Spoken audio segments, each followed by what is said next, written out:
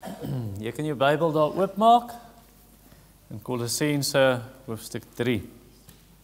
Net hierdie 4 versies wat ons gaan lees. Kolossense 3.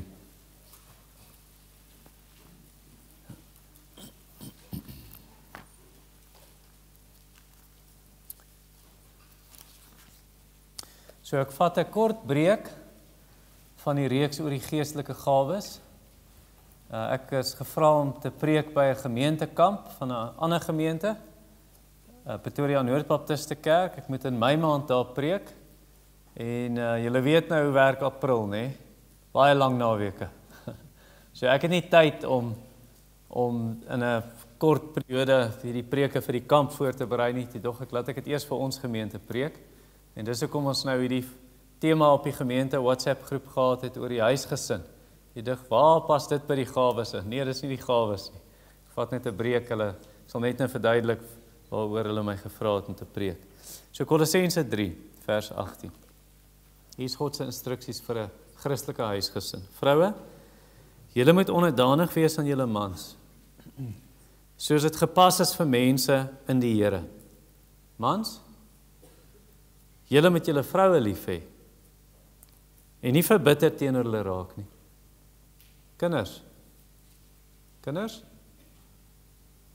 julle moet julle ouers in alle opsigte gehoorsaam, omdat dit vir die Here aanneemlik is.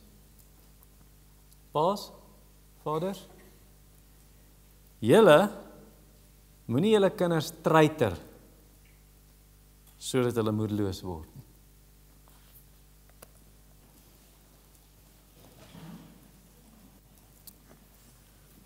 So ons is in Psalm 128, Psalm 128, kan jou Bybel daar oopmaak en oophou asseblief. Psalm 128. So wat vir my gevra is, hulle het gevra, kan ek preek oor, wat is 'n Christelike beskouing, 'n Christelike uitkyk op die lewe, 'n Christelike wêreldbeskouing, 'n Bybelse wêreldbeskouing. So hulle het gevra ek moet preek oor, hoe moet ons Bybels dink oor die gesin, oor werk, oor rus en oor sukses. So dit gaan ek hier ook preek. En vandag begin ons nou met die een oor die gesin. Ek het die tema gekies, herlewing in jou huis. In Engels, revival in your home. Kom ons bid saam. Hemelse Vader, ons dankie dat ons Jesus Christus as ons verlosser het en die Heilige Gees as ons leermeester en dat U ons Vader is. En ons vra dat U asseblief nou vir onsself kom onderrig, dat Jesus self die woord sal preek in ons harte. Ons bid dit in sy naam. Amen. Ek het 'n film gekyk, ek wil julle aanmoedig om dit te kyk, dit is op YouTube. Like Arrows, soos pile, Like Arrows. Dis baie inspirerend en dis baie convicting, as ek 'n Engelse woord kan gebruik. Dit gaan oor 'n gesin, hierdie man en die vrou, hulle trou en hulle het kinders en dit draai uit om maar redelike gemors te wees, want die pa is heeltyd by die werk en dan spandeer hy nie tyd met sy kinders nie en ek was onder baie sonde oortuiging toe ek dit kyk, net oor my eie episode van werk heeltyd. En dan sê die ma, wanneer kom jy, die kinders het jou nodig, jy het gesê jy gaan jou dogter uitvat, en dan sê hy, ek moet net hierdie projek klaarmaak, net tot Saterdag, en dan sê ek nou vry om, sê ja, dis wat jy laas gesê het. En dan uiteindelik, wanneer die seun nou klaar is met matriek, dan verdwyn hy net, en hy kontak nooit weer sy ouers nie. Hy wil net uit daai huis uit gekom het. En dan die dogter wat 15 was op daai tydstip, sy het ook hierdie wens om, sy vra altyd haar pa, kan hy tyd met haar spandeer, maar hy het nooit tyd nie. En die ma moet alleen alles doen, en dan uiteindelik raak sy ook rebels, maar dan kom haar keerpunt. En die Here gebruik dit, waar die man regtig by die Here uitkom en besef, ek lei nie my gesin soos ek moet nie. En waar hy begin lei in die weë van die Here, en hy begin tyd spandeer met hulle, en dan draai dit ten goeie. En daai dogter wat rebels begin raak het, dinge verander. En die ander twee kindertjies, die kleiner is, hulle ook, hulle het die voorreg om nou groot te word in 'n huis waar die Here regtig geëer word en gevrees word en aanbid word en ons liefde vir die Here en liefde onder mekaar, maar daai oudste seun, hy kontak nooit weer vir hulle nie. En dan gaan ek nie die storie spoil nie. Ek gaan dit nou nie bederf vir jou nie. So kyk hier is, dit was aangrypend vir my en maar dis 'n film. Dis 'n film. Maar dis alhoewel dit fiksie is, dis fiktief, eintlik gebeur sulke dinge in die werklikheid. En ek het my vriend eergister gebel, of was dit gisteroggend dalk? Nee, was Vrydag. Toe sê ek, Jannie, kan ek hierdie storie vertel vir ons mense? Sê ja, jy's welkom. So hy het in 'n huis groot geword waar sy pa verskriklik aggressief was. En toe kom haar tydstip, hy sê hy en sy broer was, jy bewe, so bang as jy vir jou pa. Toe kom haar tydstip, waar die Here sy pa red. Hy sê dit het oornag verander. Hy en sy pa het so 'n goeie verhouding gehad, hy en sy broer met hulle pa, deure was oop gewees, en daar was vrede in die huis, en vreugde in die huis, en hy sê dit het grootliks gelei tot sy en sy broers se bekering. En sy pa is toe nou later oorlede, maar wat 'n wonderlike verandering het plaasgevind. So hoe lyk so 'n gesin, en dis wat ons hier sien in Psalm 128. Lees saam met my, 'n pelgrimslied. Gelukkig is elkeen wat vir die Here ontzag het, wat sy paaie volg. Die vrug van jou hande sal jy beslis geniet. Gelukkig is jy, dit gaan goed met jou. Jou vrou is soos 'n vrugbare wingerdstok in die binnekamers van jou huis. Jou kinders is soos olyfboompies om jou tafel. Kyk, so sal die man geseën word, wat vir die Here ontzag het. Mag die Here jou seën uit Sion, sodat jy al die dae van jou lewe die goeie van Jerusalem sal geniet. En mag jy jou kinders se kinders sien. Vrede oor Israel. So hoe lyk so 'n gesin?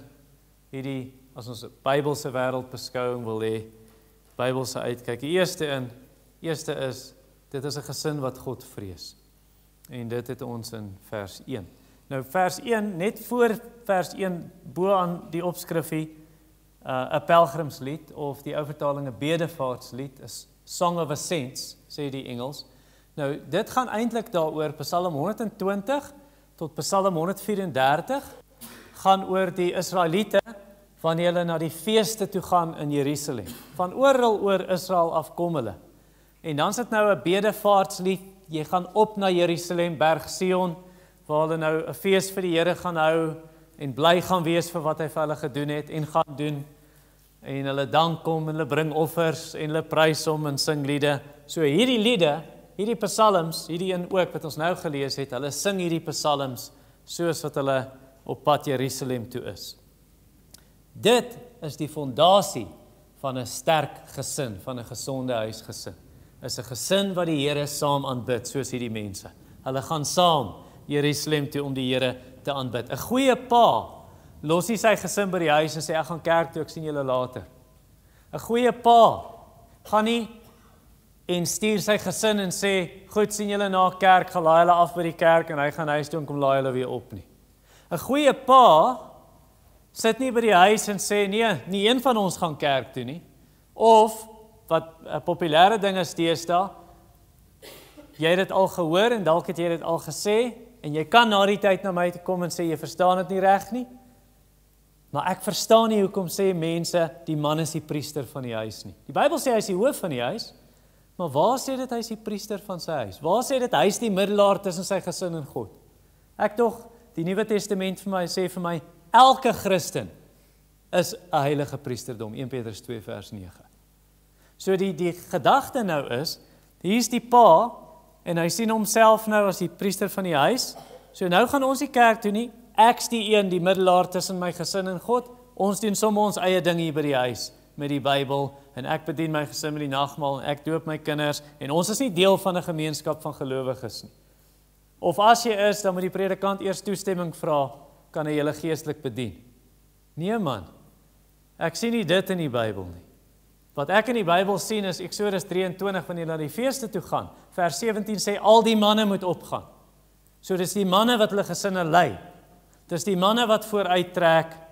In Nehemia hoofstuk 8 vers 14 het hulle 'n mannegroep, wat ons nou gisteroggend 7 uur gehad het hier by die kerk. Elke eerste Saterdag van die maand. Nou gister was nie die eerste nie, maar daar's gemeentekamp. Dis hoekom ons nie eerste een kan nie. Maar ek sien in Nehemia 8 vers 14, die Engelse Bybel vers 13, waar die familiehoofde saam vergader het met Ezra en die skrifte bestudeer het, sodat hulle weer hulle gesinne kan gaan lei. So kom mannegroep toe. So die eerste Saterdag in my maand, kom sluit by ons aan.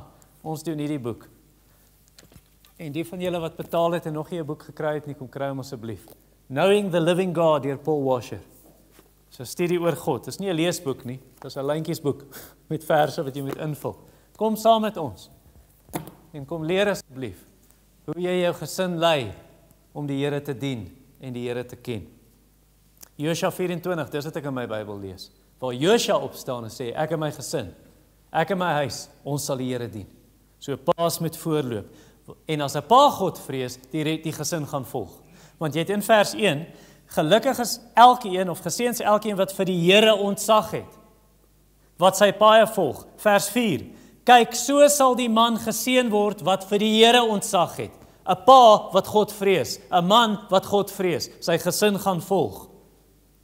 Dit is wat ek nou vir die kinders vertel het, reg? In Handelinge 16.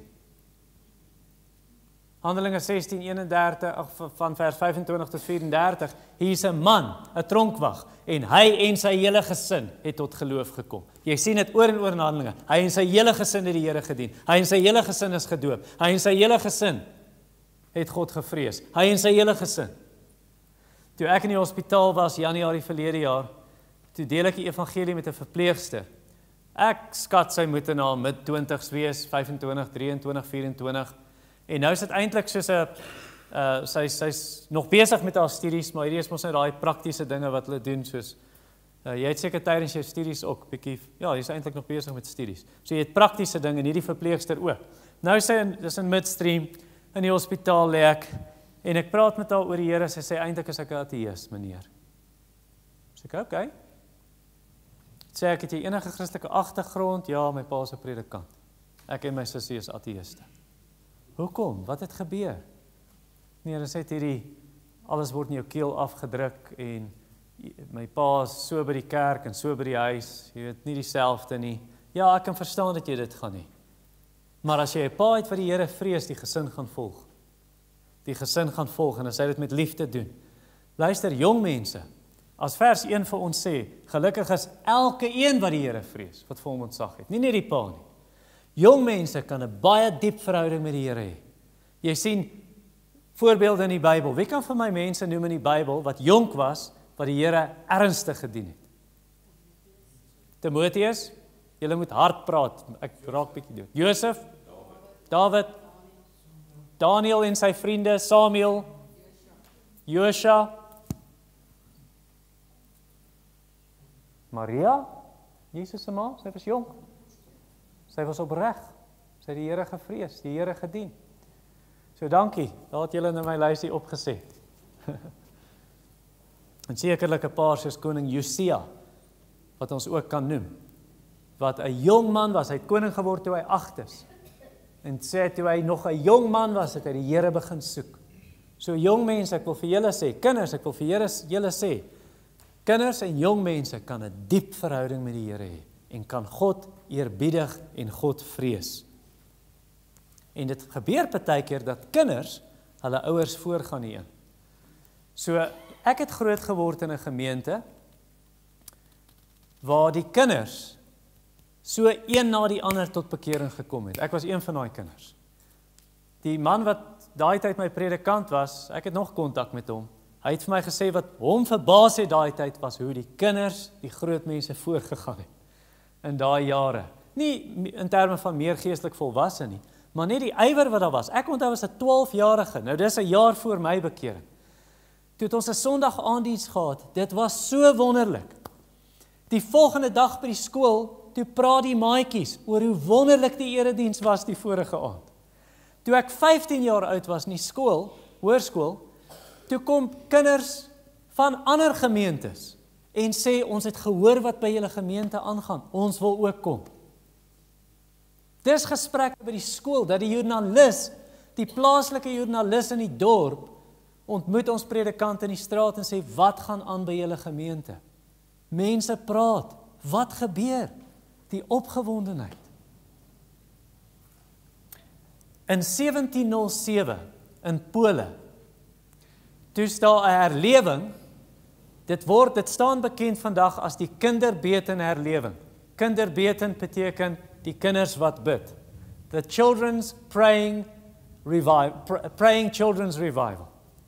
En daai herlewing wat gebeur het, is die Rooms-Katolieke Kerk het die protestante begin vervolg en gesê, julle mag nie eredienste hê nie, net as dit katoliek is. En die kinders was so besorg, hulle kan nie in vryheid die Here aanbid nie.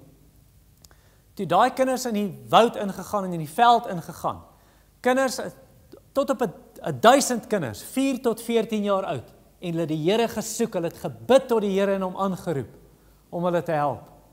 En toe breek uit die herlewing uit. Toe die Katolieke gekom en gesê, ons gaan die kinders arresteer, ons gaan hulle in die tronk sit. Toe is die ouers so bang, hulle verbied hulle kinders toe, hulle mag nie na daai bidure toe gaan nie. Toe sluit hulle die kinders in die huis toe, klim die kinders deur die venster. En hulle gaan na daai gebedstye waar al die kinders by mekaar kom en bid. En toe kom van die owerhede, een man kom met 'n sweep om die kinders te slaan. En toe hy daar kom, toe is hy so oorweldig, toe sit hy die sweep neer en hy val saam met hulle neer. En daai herlewing versprei, en volwassenes kom tot bekering. En dit versprei so dat uiteindelik dit 'n invloed het op die Morawiërs, wat nie eens in Pole is nie, en met 'n man met die naam van Nicolaas von Zinzendorf, en deur hom, hy het 'n invloed gehad op John Wesley, wat 'n groot prediker geword het in Engeland. Daai herlewing het begin by die kinders. Dis wonderlik, maar moenie wag dat die kinders jou voorgaan nie, groot mense. Moenie wag dat die kinders, moenie vir hulle wag nie. Jy leer jou kinders die vrees van die Here. Jy leer jou kinders om ontzag te hê, en vrees beteken nie vrees weghardloop vir die Here nie. Vrees beteken wat Deuteronomium 10 vers 12 vir ons sê, Niels, jy het gister in die mannegroep gelees. Deuteronomium hoofstuk 10 vers 12, daarom dan Israel, wat anders vra die Here jou, die Here jou God van jou, as om vir die Here jou God ontzag te hê, eerbied, respek, vrees hom, om al sy paaie te volg, om hom lief te hê, en die Here jou God te dien met jou hart, jou hele hart en siel.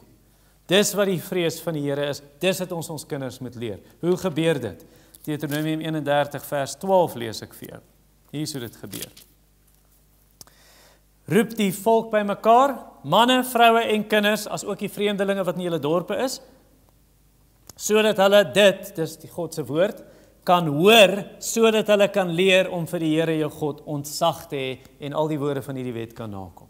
Jy leer om God te vrees, deurdat jy vir jou kinders hierdie woord lees, deurdat jy hulle hiernatoe bring, sodat hulle op hierdie voorste bank kan sit en hierdie woord kan hoor, sodat hulle hier kan sit saam met die ander tieners en jong mense, sodat hulle hierdie woord kan hoor.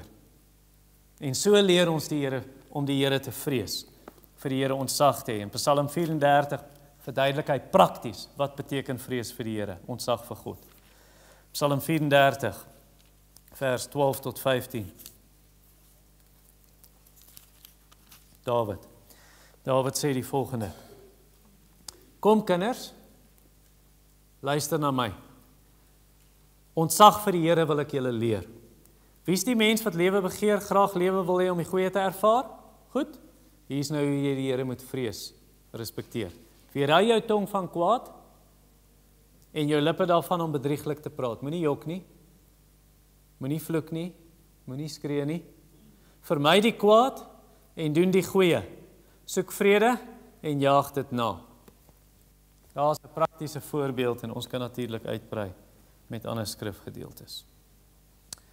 Tweede, as ons praat van 'n Bybelse beskouing, hoe lyk 'n Bybelse huisgesin? Ons het nou eers gesê, dis 'n gesin wat God vrees. Tweede, dit is 'n gesin wat hard werk. En dit het ons in vers 2. Kyk wat sê die teks. Psalm 128. Die vrug van jou hande sal jy beslis geniet. Gelukkig is jy, dit gaan goed met jou. So vers 1, jy vrees die Here, jy het ontzag vir hom. Vers 2, 'n gesin wat regtig die Here vrees, werk hard. So is nie soos 'n oom wat ek ken. Sy dogter was saam met my op skool, maar daai oom, hy was 'n baie geleerde man. En hy het gesê, toe hy nie werk kon kry, wat daarbo is nie, toe sê hy, dan vat ek nie werk nie. Hy het op straat beland. En hy het gesê, ek sal eerder op straat wees, want ek is baie meer werd as dit, daai werk wat hulle my wil gee. En hy het net uit hulle lewens uitgeloop, uit sy vrou en sy kinders se lewens. Nee, 'n man wat God vrees, doen vers 2, hy werk hard. Is nie lui nie. 'n man wat God vrees, is nie wat baie populêr geword het. Wie van julle het gehoor van stay-at-home dads? Is nie meer stay-at-home moms nie. Daar's nou stay-at-home dads. Dad gaan die kinders skool gee. Dad gaan 1 Timoteus 5 vers 8. As jy nie vir jou eie gesin sorg nie, vir jou familie en veral vir jou gesin, want jy die geloof verloor en jy slegter as 'n ongelowige. Nou ek weet daar's werkloosheid, ek verstaan dit. Daar's mans wat nie werk kry nie. Dan wil ek sê, as jy nie werk kry nie, neem inisiatief en sê, wat kan ek doen? Ek doen aansoek oral, ek gee CV's, ek kry nie werk nie. Wat kan jy met jou hande doen? Wat kan jy met jou brein doen om inkomste te genereer? Hier was 'n man in ons gemeente gewees, klomp van julle sal hom onthou, Wessel Vosloo. Wessel het my vertel, sy buurman, oor kan die pad. Daai buurman kon nie werk kry nie. Hy het swart sakke in sy Toyota Corolla se kattebak gesit en sand ingelaai om vir mense te gaan bou. Dis hoe desperaat hy was. Hy sê, maar die man het iets gedoen om te probeer om 'n inkomste te kry. So doen dit en dan bid jy Spreuke 16 vers 3. Commit your work to the Lord and your plans will be established. Dan vra jy om, Here, sal U my help asseblief. Jy sien, want as jy 'n lui pa is, of 'n afwesige pa wat net nie betrokke is om die kinders te leer wat harde werk is nie, dan kry jy 'n 30-jarige seun wat nog by sy ma bly en Xbox speel en nie gaan werk nie. En dis algemeen.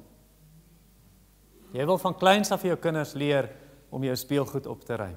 Van kleins af leer om jou bed op te maak. Van kleins af leer om taakies in die huis te doen. En die wat nou in die skool is, om jou skoolwerk te doen en dit ordentlik te doen. Maar, vers 2 stop nie by werk nie. Die vrug van jou hande sal jy beslis geniet. Gelukkig is jy, dit gaan goed met jou. Jy wil nie net werk nie. God gee ons alle dinge ryklik om te geniet, sê 1 Timoteus 6 vers 17. So jy kan nie van jou kinders verwag, heeldag by die skool, heelmiddag by sport en vanaand tot laat met jou huiswerk doen. En ek weet dis 'n algemene ding wat gebeur. Maar jy druk daai kinders so, en dan kom ons ook nog by die huis met ons laptops, en ons bring werk van die huis af, en ons werk nog. En ek verstaan, jy het onredelike basis soms, ek verstaan daai goed, maar ons moet pas op, dat dit nie net werk is, ek het dit gedoen, en ek het die prys betaal daarvoor. I crashed and burned. Jy sien, as ons so gaan werk, ons leer sonder woorde, leer ons 'n verkeerde les vir ons kinders. Ons leer vir hulle, my werkgewer is my voorsiener, nie God nie. Waar die Here leer vir ons, werk hard, maar rus ook. Dis sy patroon, 6 dae werk, 1 dag rus. Om te sê, die Here is my voorsiener, nie dat ek lui gaan wees nie, ek gaan werk, maar daar gaan 'n tyd wees vir ontspan, en tyd wees vir rus, en tyd saam met my gesin. En dis wat vers 2 sê, jy kan geniet die werk van die vrug van jou hande werk. Nie net werk nie, maar kan van die druiwelk eet wat ek geplant het. En die Here daarvoor dank. Kyk net die vorige Psalm 127 vers 2. Te vergeefs dat julle vroeg opstaan en eers laat tot rus kom. Kos eet wat moeisaam verkry is. Die brood van smarte eet, die brood van angs eet, want ek stres jy altyd, ek gaan nie oorleef nie. Gaan die Here nie vir jou voorsien nie? Moet jy 15 ure werk, anders te voorsien hy nie. Kom ek vertel jy wat 'n ou man vir my gesê het onlangs. Jy kom by die lughawe gaan haal. Laai hom op. En toe ons uit die parkeerarea ry, toe onthou ek, ek het nie parkeerkaartjie betaal nie. Nou kan ek nie uit nie. parkeer weer die kar, ek hardloop, gaan betaal die parkeerkaartjie, hardloop terug na die kar toe, en hy sit so in my kar. En hy sê, I don't know why you're in a hurry. That word doesn't exist in my vocabulary. En hy het later vir my gesê, you know, Jesus was never in a hurry. Hy was besig, maar hy was nooit haastig nie. Everything according to his father's timetable. En toe sê hy vir my, ek wil vir jou 4 reëls leer vir die lewe. En ek glo wat hy sê, want hy's 'n toegewyde Christen en hy's oor die 80. En hy sê vir my, first rule, slow down. Ek het dit al gesien, ek het gesien met hom. Hy loop self so. Baie rustig. Slow down. Het gesê, second rule, single task. Hy het vir my gesê, almal begin met 'n S. Doen een ding op 'n slag. John Longland, jy het ons geleer paar jaar terug oor nie multitask nie.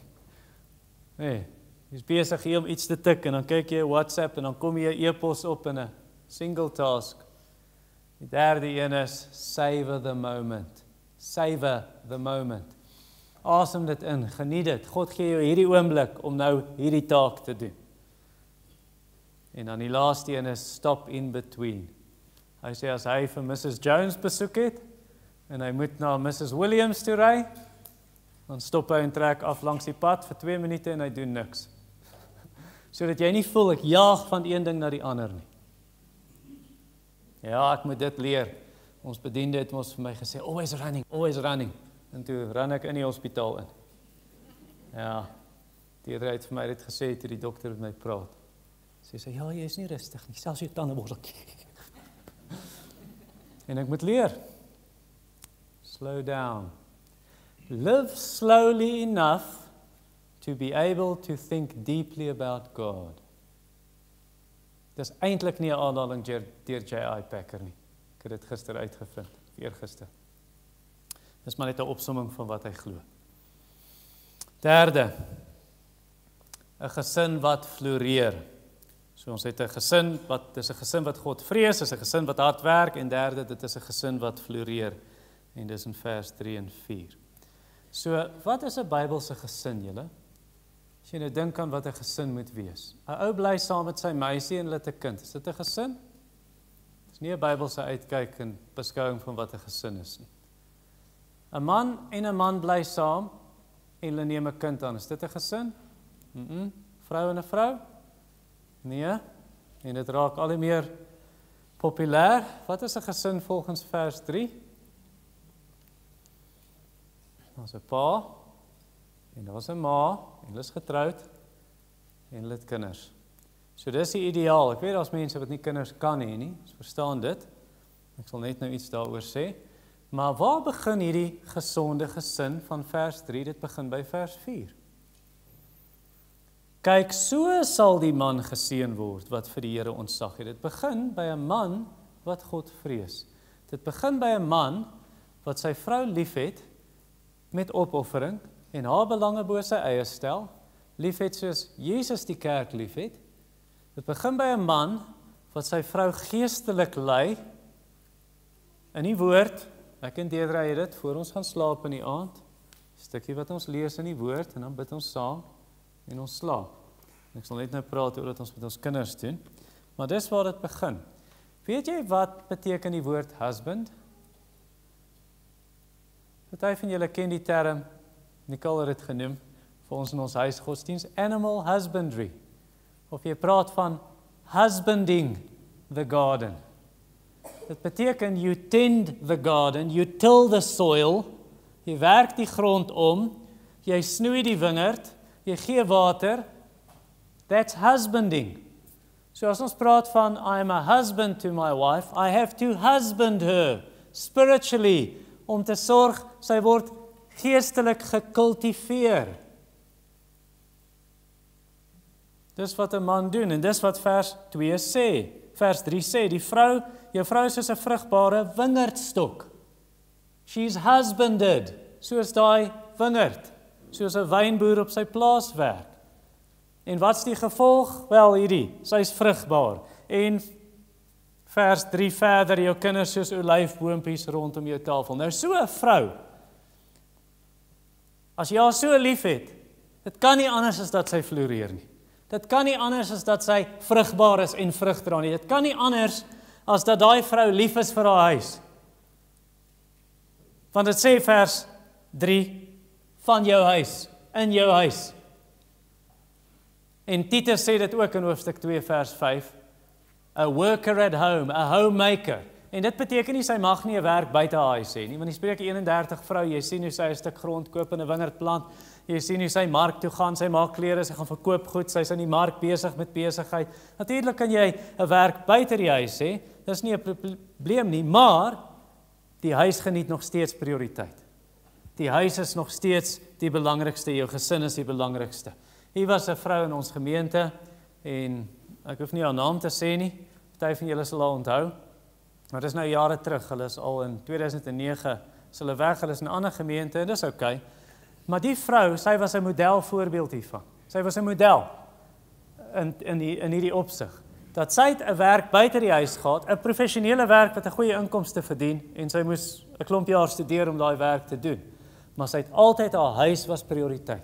So sy het al werk gedoen, sy het nou net in oggend gewerk, dalk tot in die middag, en dan was sy by die huis om haar kinders te ontvang van skool af, en hulle te help, en sy was 'n homemaker, buiten vir die werk wat sy buite haar huis gehad het. So hierdie tipe ma, sy is nie anti-kinders nie, want ons wêreld, ons samelewing is mos eintlik anti-kinders, nie. Hulle sê hulle is pro-kinders, maar hulle maak die kinders dood voor hulle gebore word. So hulle is anti-kinders. Hulle is anti-kinders, want ons wil nie kinders hê nie, ons gaan eerder 'n loopbaan jaag. Nou is nie 'n probleem as jy 'n loopbaan het nie, maar as dit die geval is ten koste daarvan, om te sê ek gaan nie kinders hê nie, want ek sal eerder 'n Cocker Spaniel hê as kinders hê. Dis 'n probleem. Want Genesis 1 sê wees vrugbaar, vermeerder, vul die aarde. Psalm 127, die vorige Psalm sê vir ons in vers 3 dat kinders is 'n seën van die Here, is 'n erfdeel, seuns, dit is 'n beloning. Maleagi 2 vers 15 sê vir ons, wat wou die Here gehad het in hierdie huwelik? 'n Godvreesende nageslag. Hy wil hê jy moet kinders hê as jy kan. Party mense kan nie kinders hê nie, dis te verstaan, en dan wil party mense wil dan kinders aan jou. So dis wonderlik, en die Here gee dit ook, want hy het ook 'n hart vir weeskinders. So as jy dit kan doen en dit wil doen, en jy die vermoë om dit te doen, doen dit. Jy sien, waar kinders so opgevoed word en so gekoester word, daai kinders is gelukkig. Want hulle pa doen vers 4. Hy het ontzag vir God, hy vrees God. Want hulle pa, het jy gesien, wat is die orde in vers 3? Wie word eerste genoem, vrou of kinders? Ja, want hulle pa het eerste die ma lief, voor hy die kinders lief het. En dit gebeur nie altyd in huise nie. Die Bybelse wêreldbeskouing is Adam en Eva in die tuin, nie Adam en Kain in die tuin nie, of Eva en Abel in die tuin nie. Man en vrou het God gemaak eerste. Dis die eerste menslike verhouding wat prioriteit moet hê. Goed. So daai kinders trek voordeel. Kyk wat sê vers 3, jou kinders is soos olyfboompies om jou tafel. Hoekom? As gevolg van vers 4. Ek sê eendag vir my vriend, hoe kan ek vir jou kinders bid? Sê hy, moenie vir my kinders bid nie. Nog, hè? Hy sê, bid vir my. Want die Bybel sê, as ek die Here vrees, sal dit goed gaan met my kinders ook. Spreuke 14 vers 26. In die vrees van die Here lê daar sterk sekerheid, en sy kinders sal 'n veilige toevlug hê. Spreuke 20 vers 7. Geseënd is 'n man wat in sy integriteit wandel. Geseënd is sy kinders wat na hom kom. Sy kinders word ook geseën want hy dien die Here. Hy vrees die Here. Hy lei deur sy voorbeeld. Jy sien, hy doen vers 3 se tweede deel. Jou kinders is soos olyfboompies om jou tafel. Waar is my foon? Maar ek kan seker maar so maak, nee. Wanneer ons eet, daar sit een op die bank, is etenstyd, TikTok, video's. YouTube Shorts, ek het die woord reel geleer by my kinders onlangs. Instagram, en almal op sy eie. Nee. Jou kinders is soos olyfboompies rondom die tafel. Dis waar die gesin saamkom, etenstye. Ek wil jou aanmoedig om dit te doen, moenie voor die TV eet nie. Moenie almal op hulle fone wees nie. Eet saam, gesels saam, en dan is daar huisgodsdienst saam. Waar ouers hulle kinders leer, soos Abraham, hy sal sy gesin in my weer leer. Sê Genesis 18:19, ek haal dit nie direk aan nie, jy kan dit gaan lees. Dis wat ons wil hê, huisgodsdienst daar, dat jy hierdie dinge by jou kinders inskerp, sê Deuteronomium. As jy opstaan, as jy gaan lê, as jy in die huis inkom, en as jy uit die huis gaan en op reis is, dat jy hierdie woord vir jou kinders leer. Vaders, moenie julle kinders kwaad maak of opstandig nie, maar voed hulle op in die tug en vermaning van die Here. Leer hulle die woord, en ons paas wat dit nie doen nie, die mamma moet dit doen. Pa, neem leiding. Leer daai kinders God se woord. Leer hulle die evangelie van kleintyd af. Timoteus, jy ken van kleins af die heilige skrifte wat jou wys kan maak tot verlossing deur geloof in Jesus Christus. Leer hulle die evangelie. Leer hulle van wat Jesus gedoen het. En kinders wat uit so 'n huis uitkom, daai kinders het wortels. Hulle is geanker in hierdie woord, in hierdie evangelie. En daai kinders kan vers 4 doen. Hulle groei, want daar's wortels, hulle groei soos olyfboompies rondom jou tafel. Hulle groei, mag hulle soos volgroeide plante word, sê Psalm 144 vers 12. Mag ons dogters, dis die seuns, mag die dogters wees soos hoekpilare van 'n paleis wat gesny is vir daai paleis.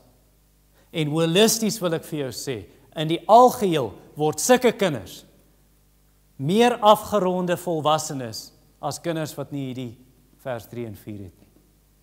Hulle het nie 'n pa wat God vrees nie. En ek kan hiervan getuig. Ek het gewonder, moet ek hierdie nou noem of moet ek dit nie sê nie? Want die Here wil nie ons moet roem oor onsself nie. En toe dink ek, maar sal hierdie dalk die mense help om te sien, hierdie is nie iemand anders se storie, hierdie goed werk regtig. Verlede jaar, Oktober, toe is ons met verlof, en ons kom sê, Nicole en Jen het ons vir julle baie gesê of hallo gesê, daar by die Kaleidio kerk. Hallo en baie, okay. Ek kan nie onthou wat het toe ons gekom of gegaan het nie. Maar toe trek ons dogter se baas, hulle werk by dieselfde kleuterskool, die eienaar van die kleuterskool, as 2 mense wat die plek besit. Toe trek die vrou my een kant toe. En die ander vrou praat met Deedrey, en hulle komplimenteer ons kinders, en sê hulle kry nie sulke werkers nie. En dis nie omdat ons spesiaal is, en ons kinders is fantasties nie, dit is want Psalm 128, dis wat God sê, en dis wat hy sê die uitkoms sal wees as jy dit doen. En die Here het dit gedoen. En ons eer hom daarvoor. Laastens, nommer 4, 'n gesin met invloed. So ons het dis 'n gesin wat God vrees, dis 'n gesin wat hard werk, dis 'n gesin wat floreer, en laaste, dit is 'n gesin met invloed in vers 5 en 6. Vers 5. Mag die Here jou seën uit Sion, sodat jy al die dae van jou lewe die goeie van Jerusalem sal geniet. So, wat is Sion? Sion is 'n ander naam vir Jerusalem. Sion is die plek waar die volk saamgekom het by die fees om God te aanbid, dis waar die tempel is, dis waar hulle offers bring en hulle sondes bely, vergifnis vra. En uit Sion sal die Here jou seën. Wie sal hy seën? Vers 4. Die man wat God vrees en sy gesin gaan geseën wees. So die Here seën hom. So ek wil vir die jong ouers hierso sê, die ouers wat nou nie jonk is ouderdom, maar jy's 'n nuwe ma of 'n nuwe pa. Julle het nou kleintjies gehad, daar's 'n klomp van julle hierso. Ek wil vir jou sê, dit beteken die seën van vers 3, daai gelukkige gesin, die vrou is 'n vrugbare wingerd en die kinders soos olyfboompies om die tafel, dit gaan nie kom deur die ouerskapseminar wat ons Vrydag aand gehad het nie. En wat ons elke laaste Vrydag van die maand het nie. Dis nie waar jy dit gaan kry nie. Jy gaan dit nie kry want jy die regte boek oor ouerskap gelees nie. Waar kom die seën vandaan? Wat sê vers 5? Die Here sal jou seën. Die Here seën ons uit Sion. Nou, as ek dit kan toepas in die Nuwe Testament, as die Here ons uit Sion seën in Jerusalem, wat het in Jerusalem gebeur waar al die seën vandaan kom? Jesus het gesterf vir ons sonde. Jesus het opgestaan uit die dood. So al die seën vloei uit hom. Waar hy vervloek is, in ons plek, sodat ons geseën kan wees. Hy het ons geseën met alle geestelike seëninge in die hemel in Christus, sê Efesiërs 1 vers 3. So asseblief kan ek vra aan julle gesinne, as daar probleme is, hou op mekaar blameer. Hou op sê, maar as jy net en as jy net, ek sien dit baie in huweliksberading. Goed, wat is die probleem? Sy en niemand sê, ja, ek doen nie wat ek behoort te doen nie. Dis altyd vingerwys na mekaar. Waar is die eerste keer in die Bybel wat jy dit sien? Die vrou wat u my gegee het, sy het gesê ek moet van die vrug eet. En eintlik is dit u, want u het my die vrou gegee. Ja. Nee, is nie ek nie, dis die duiwel van, dis die slang. Hou op mekaar blameer. Own up to your sin. Kom na die Here en sê, Here, dit is my sonde. Ja, maar dit is sy ook. Nee. Jy kom met jou sonde na die kruis toe, en sy kom met haar sonde na die kruis toe. En laat die bloed van Jesus, sy seën jou reinig van alle sonde. En as ons sonde bely, hy is getrou en regverdig om ons te vergewe. As jy dit bely, maar as jy gaan aanhou blameer en sê, dis nie jy nie. Dinge kan nie regkom in jou huis nie, in jou huwelik of in jou gesin nie. Erken dit en sê, dit is my sonde, Here, vergewe my. En laat die pa die gesin lei en elkeen voor die Here kom en hulle sonde bely. En dan gaan jy vers 3 hê. 'n Vrou wat soos 'n vrugbare wingerd is, jy gaan vers 4 hê, 'n man wat die Here vrees, jy gaan vers 3 hê, kinders soos olyfboompies om die tafel, en die uiteinde is jy gaan vers 5 hê, die Here sal jou seën. En waar baie gesinne dit doen, daar het jy sommer 'n hele gemeente. 'n hele gemeente wat gelukkig is. 'n gemeente wat geseën is, en dis nie net gemeentes met paas en maas en kinders nie, daar's enkel mense ook, want hulle is ook deel van hulle gesin. En dis hierdie geestelike huisgesin. En hulle voel warmte, en hulle voel hier's 'n gesinsatmosfeer, ek is deel hierso. En daar's weduwees, hulle het ook nie 'n gesin nie. En daar's mense wat gesinne het, maar hulle gesinne bly in die Kaap, of hulle gesinne bly in Australië. En hulle voel ook bly, want hulle is deel van hierdie gesin.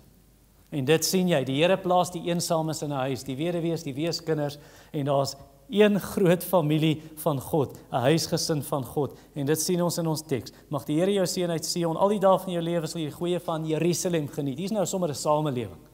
Hier's nou 'n samekoms van God se mense.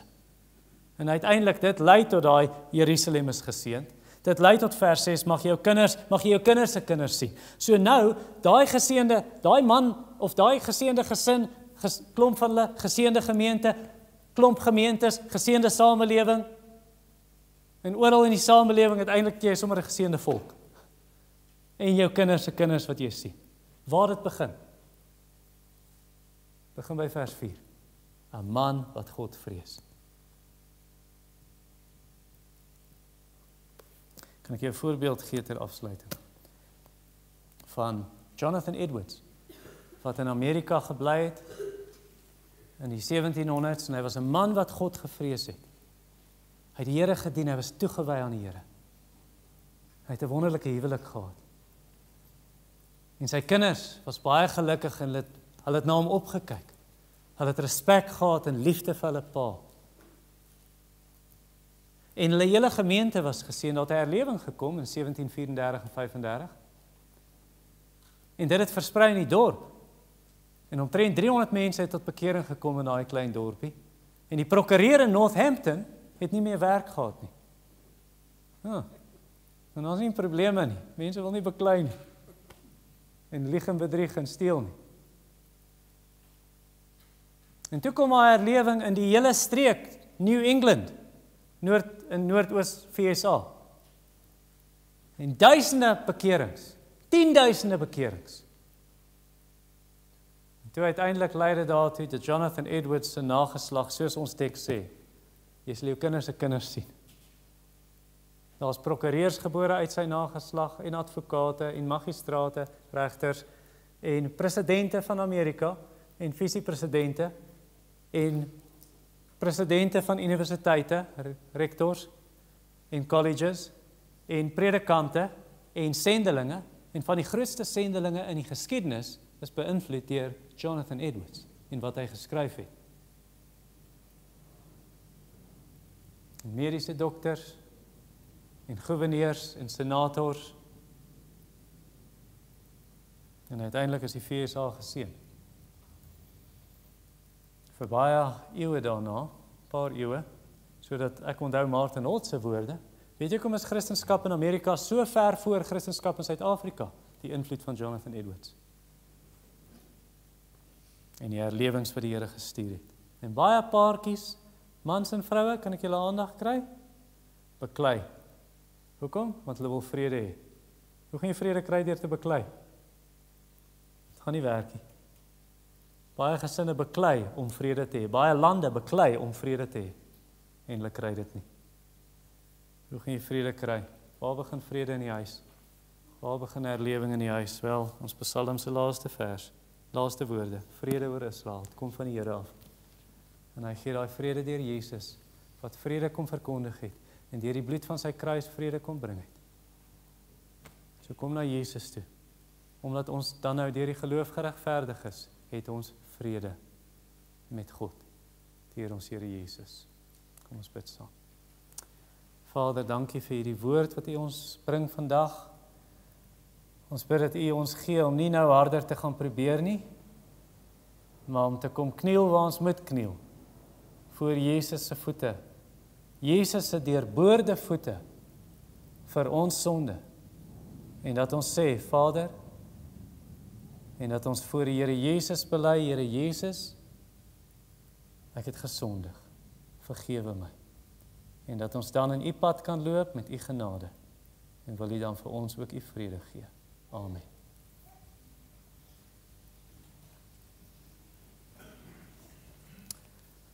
Baie dankie. Tannie, kan U voorkom staan? Tannie Elizabeth.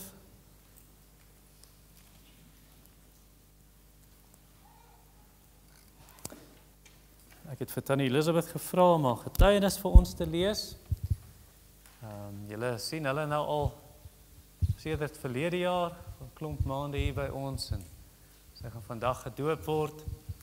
So ek wil vir Tannie vra om net te lees oor Tannie se eie getuienis van redding, en dan gaan ons gereed kry vir die doop, en julle gaan 'n lied sing, ten minste 'n vers van 'n lied, en as die doop verby is, Joshua, as jy vir ons asseblief dan die diens sal afsluit na die laaste vers van daai lied. Tannie met hom redelik naby aan die mond hou. Ek is as jong tiener gered, maar ek het nie my laat doop nie, omdat die mense wat ek geken het wat gedoop was, vir my gelyk het asof hulle nie sonde in hulle lewens het nie. En toe het ek gedink, mens moet sondevry wees voordat jy gedoop kan word. Maar toe ek begin werk het, wou ek graag inpas by en aanvaar word deur my kollegas. En toe het ek nou 'n people pleaser geword. En daardeur het ek baie verkeerde besluite geneem. Maar die Here het my daarop gewys dat 'n people pleaser 'n self pleaser is. En ek kan hom nie dien terwyl ek myself dien nie. Ek het myself aan hom gegee en toe kon hy nou eers begin om vir my te lei in sy weë. Ek word nie vandag gedoop omdat ek dink ek het nie sonde in my lewe nie, maar eerder omdat ek nou weet dat die doop 'n sterwe van self is en 'n toevlug in Jesus. Baie dankie Tannie Elizabeth. Goed, ons gaan gereed kry. Dankie Niels.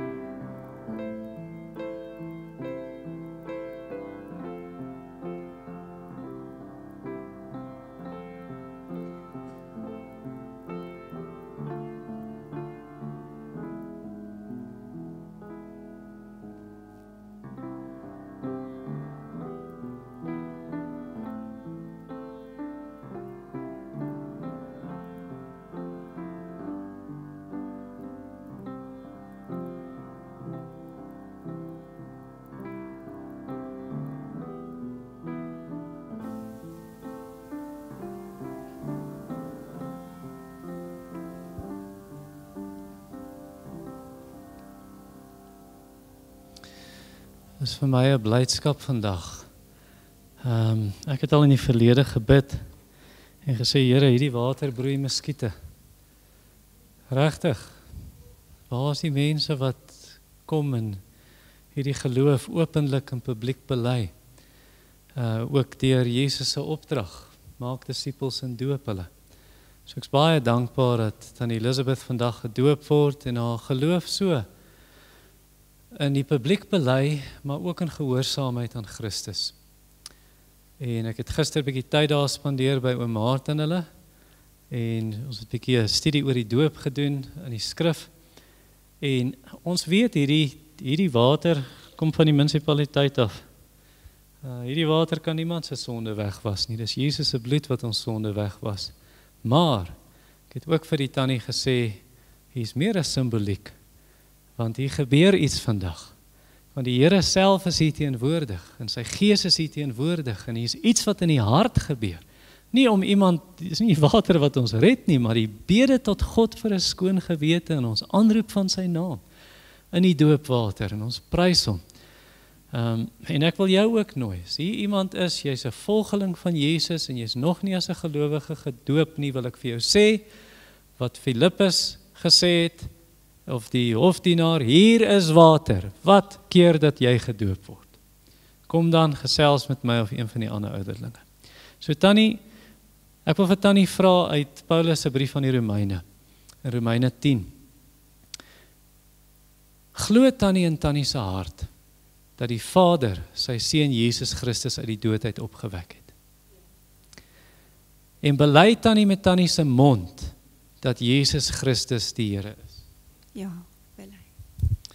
Wel dan, op grond van Jesus se kruisdood, vir Tannie se sonde ook, en omdat hy opgestaan het uit die dood en weer lewe, gaan ek Tannie dan vandag doop.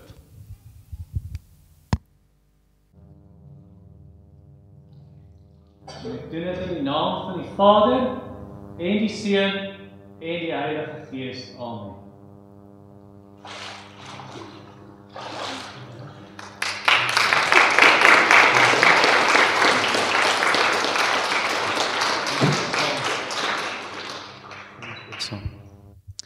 Hemelse Vader, baie dankie vir Tannie Elizabeth se doop vandag hier, en dat sy aan die Here Jesus Christus behoort, nie oor die doop nie, maar omdat sy wedergebore is, omdat U self haar kom red het jare gelede al, en dat sy vandag hier die moed gehad het en die gehoorsaamheid om te doen wat U van haar vra.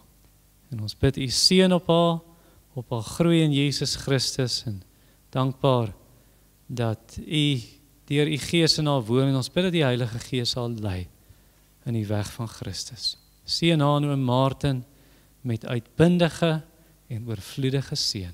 Amen.